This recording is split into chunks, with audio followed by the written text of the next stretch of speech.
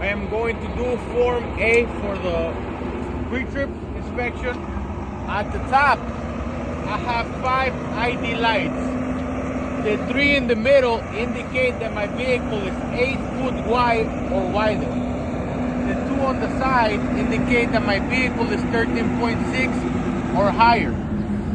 This is my headlight. My headlight is properly mounted and secure with a rubber seal all around. I have a low beam which ranges at 250 feet. I have a high beam which ranges at 500 feet. This is my amber color light. It has 3 functions: marker light, forward flasher, turning signal. Now I'm gonna open up my hood.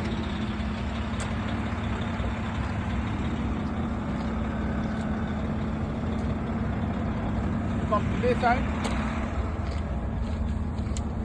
On this side, I'm gonna talk about my water reservoir. It should have my cap present. Do not open if it's hot. I have a hose that follows me to my water pump. My water pump is properly mounted and secured, and it's belt driven. I'm gonna talk about my clamps. My clamps are in good condition, not turned, ripped, or damaged.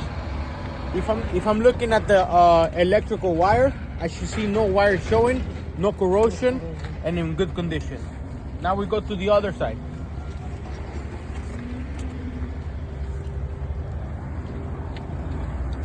Over here, I have my air compressor.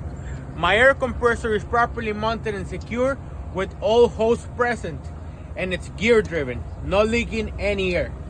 From there, I am going to talk about my power steering reservoir. It should be properly mounted and secure. This is my dipstick. How do I check it? I take it out, clean it, put it back in, take it back out, make sure it fills to the proper level. We do the same thing with the oil engine dipstick. From there, sir, I'm gonna talk about my alternator. My alternator should be in good condition, and it's belt driven. All wires present. This is my belt. I should have no more than 1 inch of free play on my belt. From there, sir, I'm going to start talking about my steering. This is my steering shaft. It's properly mounted and secured to my gearbox with a U-bolt and saddle. My gearbox is properly mounted and secured to my frame. All bolts are present and should not be leaking any hydraulic fluid. Now, sir, I am going to talk about my pitman arm. My pitman arm is properly mounted and secured to my drag link with a cotter pin and castle nut.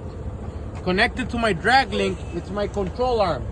My control arm is properly mounted and secured with a cotter pin and rubber bushing. From there, sir, I'm gonna go back to talk about my suspension. This is my spring hanger. My spring hanger is properly mounted and secured to my frame. This is my spring leaf. They should not be cracked, bent, or damaged, in good condition.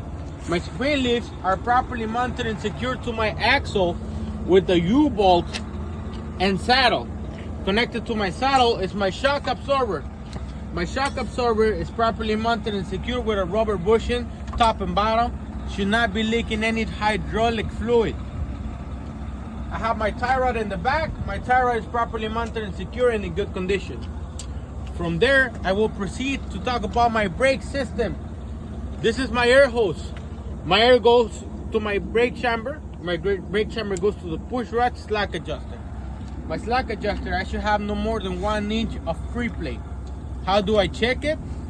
I go in the vehicle, make sure it's secured, come back outside, check one wheel, both sides, go back in the vehicle, release both brakes, come back outside, pull on the slack adjuster. I should have no more than 1 inch of free play. Next to my slack adjuster, I have my S-cam. My S-cam opens up, causing friction between the brake shoe and the brake drum. My brake shoe, I should have at least 1/4 of an inch of brake pad material. No oil between brake shoe and brake drum. If it does have oil, it can cause tire fire. If it leaks to my brakes, brake failure.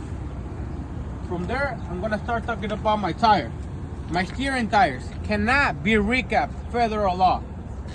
I should have at least 30 seconds of deep tread.